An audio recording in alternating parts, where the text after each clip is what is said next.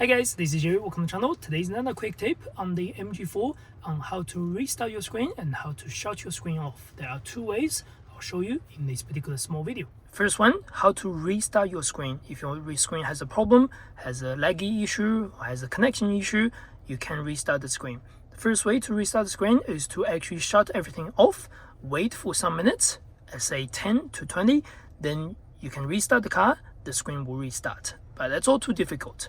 While you're driving the vehicle, while in the vehicle, the easy way to restart is to actually push and hold this home button for around 30 seconds to restart.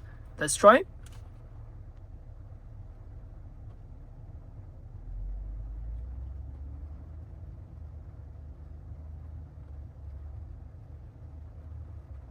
And while you're restarting, you'll notice some information on the dashboard says particular functions are not available, things like that, because when you restart the screen, your adaptive cruise control or your lane departure, things like that will not work until the screen restarts. That's normal. Now the screen will restart just like that. You can do this while you're driving, you can do this while you're parked. To shut the screen off, there's a quite easy way. Do a drop-down menu on the side, click screen off. Basically, the screen just go into a standby mode.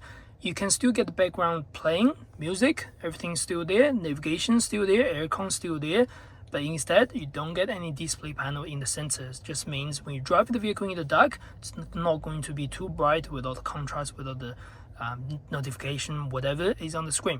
To go back to original screen, just press anywhere on the screen. It's pretty easy.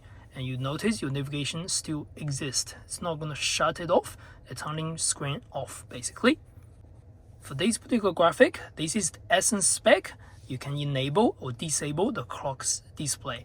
If you want to disable that, go into the setting on the right and go under general. Under the general, go all the way down to show clock or no show. If you click this to no show, that means screen off, full black screen.